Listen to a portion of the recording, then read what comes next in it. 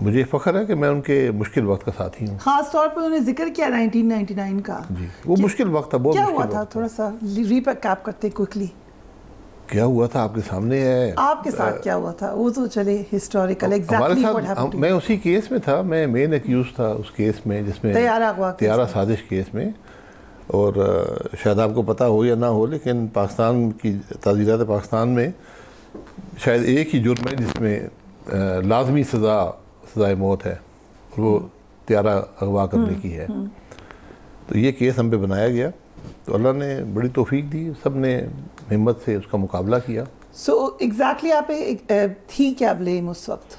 हमने तैयारा अगवा किया। वो तो उस वक्त के प्राइम मिनिस्टर पे थी और नहीं, उनके नहीं थी, मैं चेयरमैन पीआईए था। So it was directly on you जी। एंड आपने क्या किया? मैंने क्या किया? आपको ज़ाहिर ऑफर हुई होगी कि आप खिलाफ बयान दे दें। नहीं, हमें ये बड़ी क्लियर ऑफर थी, मुझे और गौसली शाह साहब को, क्योंकि हम डायरेक्टली इन्वॉल्व थे। हमारी बातचीत भी हुई थी मियाँ साहब से, प्राइम मिनिस्टर से, उनके स्टाफ से, कि आप ये बयान दे दें कि आपसे बात हुई है, क्योंकि इससे कॉन्स्पिरेसी कंप्लीट हो जाती है। जो लोग कानून समझते हैं, तो हम दोनों ने इनकार कर दिया था। क्या आप ही कहते हैं कि प्राइम मिनिस्टर के आप सिर्फ हकीकत होगा जी, आप सिर्फ सच बयान कर दें। और ये सच था कि हमारी बातचीत हुई थी आपकी बातचीत? जी बिल्कुल। लेकिन आपने मानी नहीं? मैंने नहीं, हम दोनों ने नहीं कबूल किया इस बात को। तो फिर हमें उसको में बना दिया गया। काफ़ी मेरा कोई 6-7 हफ्ते हम मिलिट्री कस्टडी में रहे थे। कैसा एक्सपीरियंस था? Should I ask you? Experience आप जो मर्जी पूछे, एक्सपीरियंस अच्छे नहीं होते एक्सपीरियंस, लेकिन वहाँ पता चलता है कि आपने अगर आपने के अपना ज़मीर मुतमईन हो तो फिर एक्सपीरियंस कुछ कोई उसकी हैसियत नहीं होती। सो बेसिकली प्राइम मिनिस्टर से कॉन्वर्सेशन हो रही थी आपकी उस वक्त? जी बिल्कुल हुई थी। और you didn't own up to it, लेकिन हुई थी? ओन अप क्या, मैंने लिख के दिया, मैंने मेरी हुई है। आप तो कह रहे हैं कि हमने माना ही नहीं कि हमारी बात। जब इन्वेस्टिगेशन हुई थी जिसकी कोई कानूनी हैसियत नहीं थी, ठीक है, लेकिन अदालत में हमने कहा कि हम नहीं ये करेंगे। मैंने जिम्मेदारी कबूल की, मैंने कहा मेरी बातचीत हुई है जहाज से। ये पायलट ने पूछा। लेकिन ये बहुत बड़ा डिसीजन नहीं था आप, क्योंकि ये जिक्र ही हो गया है, मैंने तो आपसे और बहुत से सवाल करने, लेकिन क्या आर्मी चीफ हैं एक जहाज में और पैसेंजर्स हैं और आप कह रहे हैं हम उसको नहीं लैंड होने देंगे? ये किसने कहा? फिर क्या हुआ था? पायलट ने कहा कि मुझे परमिशन नहीं मिल रही कराची की। ठीक है, तो हमने कहा भाई आप ATC से नहीं मिल रही। हालांकि हमारा उससे कोई ताल्लुक नहीं था। Who was Director Civil Aviation? Aminullah Chaudhary साहब थे। वो भी PMLN के थे? नहीं, वो तो सिविल सर्विस के थे। ठीक है, सिविल सर्विस के थे। पायलट ने, क्योंकि हम पायलट से पूछ चुके थे कि आप मुल्क से बाहर जा सकते हैं, उसने कहा मैं नहीं जा सकता, मैं तो कराची के करीब हूं, मेरे पास फ्यूल नहीं है इतना। जी फ्यूल नहीं है। तो फिर ठीक, हमने कहा ठीक है, नहीं जा सकते तो ना जाएं। तो उसके बाद उन्होंने कहा कि मुझे परमिशन कराची की नहीं मिल रही। तो मैंने DGCA से बात की, तो उन्होंने कहा जी मैं काफ़ी तलखी हुई। मैंने कहा आप क्या कर रहे हैं, आप क्यों जहाज़ को रोक रहे हैं? उन्होंने कहा नहीं ये है वो है। मैंने कहा देखें मेरी जिम्मेदारी है, आप जहाज़ को उतरने दें। उन्होंने कहा नहीं मैं अब जाके रनवे को क्लियर करता हूँ। फिर मैंने ये जब पता चला कि रनवे ही शायद उन्होंने ब्लॉक किया हुआ है, जिसको मुझे इल्म नहीं था, तो मैंने जो डायरेक्टर फ्लाइट ऑपरेशन उनको कहा कि भाई पायलट को बोलो डाइवर्ट कर दे ऑल्टरनेट एयरपोर्ट पे।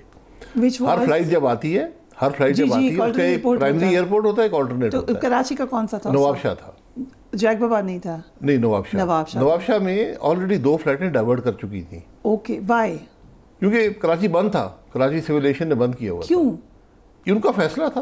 तो परवेज मुशर्रफ की किताब में लिखते हैं कि मेरे जाने से पहले ही टेंशन तो बहुत ज्यादा थी, राइट? टेंशन तो खत्म हो गई थी, परवेज मुशर्रफ साहब को आर्मी चीफ और चेयरमैन जॉइंट चीफ दोनों बना दिया गया था। तो टेंशन खत्म हो चुकी थी। ये पता नहीं क्या हुआ उस मामले में। बहरहाल मियाँ साहब ने उनको हटा दिया ओहदे से और जनरल ज़ियाउल्लाह भट्ट साहब को बना दिया। While he was in air? जी, ये वो एयर में थे। तो यहाँ जो आर्मी के CGS और कोर कमांडर थे, उन्होंने फिर फैसला किया कि हम हुकूमत को हम नहीं मानते फैसला, और हुकूमत के खिलाफ उन्होंने कार्रवाई की। But exactly again civil aviation ने बंद कर दिया एयरपोर्ट, कराची एयरपोर्ट बंद हो जाता है। PIA chairman had no knowledge. जी, हमें उसकी नॉलेज नहीं थी। सिविल एविएशन का कोई फ्लाइट लैंड नहीं करेगी। जब उन्होंने बात हुई और जिक्र किया कि मैं एयरपोर्ट को क्लियर करता हूँ, तो रनवे को क्लियर करता हूँ, तो फिर मैंने खुद ही फैसला किया। मैंने डायरेक्टर फ्लाइट ऑपरेशन कहा कि पायलट को बोलो कि नवाबशाह चला जाए, यहाँ वेट मत करे। आपसे कौन बात कर रहा था? Director flight operation. और उनसे फिर आगे वो ATC से बात कर रहे थे? नहीं, वो डायरेक्ट पायलट से बात कर रहे थे। अच्छा, और वो कहाँ बैठे हुए थे? वो ATC उनका अपना दफ्तर होता नहीं अपना वो ऑन ग्राउंड हमारा कम्युनिकेशन होता है, एक कंपनी का चैनल होता है। कितने, क्योंकि आई रिमेंबर समबडी सेड कि 6 चैनल्स ऑफ कम्युनिकेशन थे between the prime minister and the plane. नहीं कितने थे मुझे बता दें आज आप। एग्जैक्टली यहाँ से पायलट बोल रहे थे, इधर से आप कह रहे ऑफिसर सुन रहे थे। पायलट का कांटेक्ट सिर्फ एयर ट्रैफिक कंट्रोल से होता है। एयर ट्रैफिक कंट्रोल से मैसेज कहाँ जा रहा था? कहीं नहीं जा रहा था। जब वो कह रहा है मुझे नहीं इजाजत मिल रही, उन्होंने पायलट को बोला ना कि आप यहाँ लैंड नहीं कर सकते। ठीक है, तो पायलट ने बताया, क्योंकि हम उससे कम्युनिकेशन में थे, पायलट चीफ पायलट से बात कर रहा था through the officer you saying the ATC officer. जी आई एम जस्ट गेसिंग कि वो उधर ही बैठे होंगे। कहाँ पे? Air traffic control. नहीं, वो अपने दफ्तर में थे। मेरे पास भी रेडियो था, मैं भी बात कर सकता था, लेकिन मैंने उनसे बात नहीं की। ठीक है, तो मैंने उनको कहा कि आप उसको कहें कि वो अगर वो लैंड नहीं करने दे रहे तो नवाबशाह चला जाए। मुझे कहने की जरूरत भी नहीं थी। पायलट की जिम्मेवारी होती है कि अगर उसका एयरपोर्ट अवेलेबल नहीं है तो अल्टरनेट पे चला जाए। आपको ये आइडिया ऑब्वियसली मियां साहब ने कहा वो यहाँ लैंड ना करें। ना ऐसी कोई बात नहीं। ये खुद ही सिविल एविएशन कह रही थी। जी, सिविल एविएशन के DG साहब ने खुद ही एयरपोर्ट बंद किया हुआ था। तो आपने पूछा नहीं उनसे कि क्यों बंद? नहीं, मैंने से पूछा, मुझे पता भी नहीं था। मैंने कहा ये क्या कर रहे हैं? तो वो कहा जी वो है। बहरहाल मैंने कहा जी आप मेहरबानी करें, जहाज को इजाज़त दें। तो उन्होंने कहा मैं रनवे को क्लियर करवाता हूँ लैंडिंग के लिए। जी, तो मैंने कहा फिर मैं समझ गया कि रनवे फिजिकली ब्लॉक्ड है। तो मैंने फिर रेड फ्लाइट ऑपरेशन को कहा कि उनको बोलो कि नवाबशाह यहाँ वेट मत करें। फिर उन्होंने क्या कहा? पहले आपने कहा बस वो जहाज में चला गया, जहाज चला गया नवाबशाह। ओके। और वहाँ उसको लैंडिंग की परमिशन मिल गई और वो लैंड कर रहा था। तो यहाँ पे टेक ओवर हो गया एयर ट्रैफिक जो कंट्रोल सेंटर था उसमें। तो उन्होंने फिर वापस जहाज को मंगवा लिया और फिर जहाज़ वापस आया और फिर कराची के करीब पहुंच के जहाज़ खुद ही हवा में बुलंद हो गया और कोई चक्कर लगाने शुरू कर दिए। और फिर बातचीत हुई नीचे जनरल मुशर्रफ की, जो कि तुमने अपनी किताब में लिखी। वो सारी बात मैंने खुद सुनी है। सुनिए, ये तो बताएं फिर। ये तो सर हिस्टोरिकल बात नहीं, वो हिस्टोरिकल नहीं लिखी हुई है। उनका वर्जन है ना, आपका वर्जन नहीं। वो यही, उन्होंने वहाँ 2 हज़रात थे, एक मेजर जनरल थे, एक ब्रिगेडियर थे, जो तो उन्होंने उनको बताया कि इस तरह आपको हटा दिया गया है और नए चीफ बना दिए गए हैं। और आर्मी ने इस बात को एक्सेप्ट नहीं किया। और तो मुशर्रफ साहब ने कहा कि उनको बोलें, आई थिंक जनरल अजीज़ को, कि कोई भी शख्स मुल्क से बाहर ना जाए। उसके बाद उन्होंने वेरिफिकेशन करने की कोशिश की कि ये जो लोग जिनसे बात कर रहे हैं वाकई वो हैं या नहीं है। तो एक साहब उनके साथ काम कर चुके थे किसी जगह पर, उनको जानते थे। तो उन्होंने पूछा मेरे काम किया, वो नाम भूल गए थे, कुछ उस वक्त हालात भी ऐसे थे तो नाम बता नहीं सके। फिर वो दूसरे साहब ने टेक ओवर कर दिया। उन्होंने कहा जी मेरा ये नाम है और ये हम दोनों हैं यहाँ पर। तो फिर उनको यकीन आया। तो उसके बाद जहाज़ 10-15 मिनट चक्कर लगाने के बाद फिर आके उसने लैंड किया। Right, and by that time martial law. जी, वो तो लग चुका था। जनरल मुशर्रफ की तो राब्ता कोई नहीं था। आपके वहाँ से फिर आप इन कस्टडी चले गए?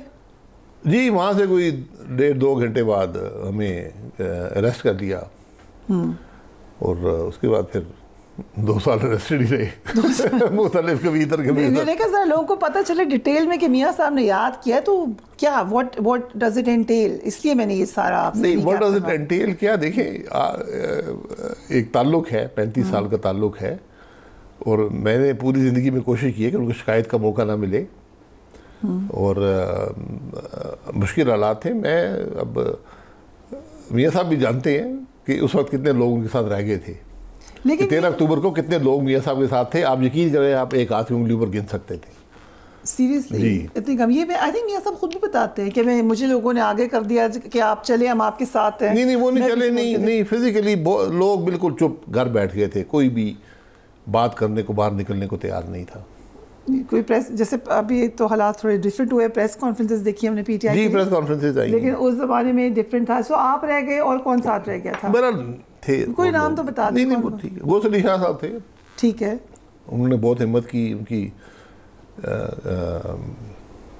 उम्र भी ज़्यादा थी। बिल्कुल, उसके बावजूद उन्होंने बहुत हिम्मत से काम लिया। मैं हमेशा इस बात गौस अली शाह साहब को मैंने कई दफ़ा इंग्लैंड में देखा मियां साहब के साथ, जब मैं रिपोर्टिंग करती। जी, उनका भी बहुत एहतराम करते हैं मियां साहब, जिसको को एग्जाइल में थे। जी, सैयद मेहदी साहब भी थे, वो उनके सेक्रेटरी प्राइम मिनिस्टर थे। शहबाज शरीफ साहब थे, सैफुर रहमान साहब थे, राना मकबूल साहब थे।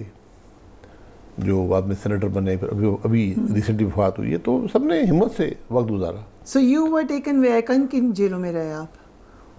हम तो पहले मिलिट्री कस्टडी में रहे 6-7 हफ्ते, फिर हमें एमपी हॉस्टल शिफ्ट कर दिया गया, फिर नैब कस्टडी में रहे कुछ अर्सा, फिर लांडी जेल में आ गए, तो बाकी तो सब लांडी जेल में ही। सो इस अरसे में आपका मियाँ साहब से कोई राब्ता नहीं था? नहीं, इस अरसे में नहीं था। लांडी जेल में फिर जब हम पहुंचे हैं तो वहाँ पे पहली मुलाकात हुई है। कितने अरसे के बाद? मेरा ख्याल है कोई 5-6-7 हफ्ते का टाइम था। सो किस कंडीशन में थे मियाँ साहब? मियाँ साहब मुझे कहे आपको क्या हो गया, मैंने कहा मियाँ साहब आपको क्या हो गया, क्योंकि सूरज में हम नहीं गए थे 6-7 हफ्ते, रंग थोड़ा जर्द पड़ जाता है, पीला सा हो जाता है। तो मैंने उनको मियाँ साहब को देखा तो उनका भी रंग जर्द था, तो उन्होंने, अब आदमी को खुद नजर नहीं आता अपना रंग, दूसरा नजर आ रहा है। तो उन्होंने कहा तुम्हें क्या हो गया? मैं कहा जी क्या हो गया तुम्हारा? मैं कहा जी बिल्कुल ठीक है। बहरहाल वो रंग वापस आ गया। फिर हम जब जेल गए तो मैं और मियाँ साहब एक ही अहाते के अंदर थे। वहाँ 10 सेल थे, एक में मियाँ साहब थे, एक में मैं था। ठीक। तो वहाँ तकरीबन 3-4 महीने वहाँ हमने गुजारे, इकट्ठे ही थे। आप लोग बात करते थे आपस में? शुरू में तो इजाज़त नहीं थी, बिल्कुल बंद रखते थे वो, लेकिन बाद में इजाज़त मिल गई। और तो मुझे याद है रमज़ान शरीफ था, तो हम फिर इकट्ठे नमाज पढ़ा करते थे, फजर की भी। Okay, right. तो 2 ही थे हम तो, और वहाँ बेपनाह पैरा था, बड़ी मशीन गनें भी लगी हुई थी, बहुत बहुत कटा सख्त पैरा था। फौज भी थी, रेंजर्स भी थे, एफसी भी थी। तो बहरहाल वक्त काफ़ी आपने किस्से कहानियाँ सुनाए होंगे एक दूसरे को उस वक्त? तो नहीं, वो एक ताल्लुक था, एक मेरे बड़े हैं, मेरे बुजुर्ग भी हैं, दोस्त भी हैं, उनकी मेहरबानी है।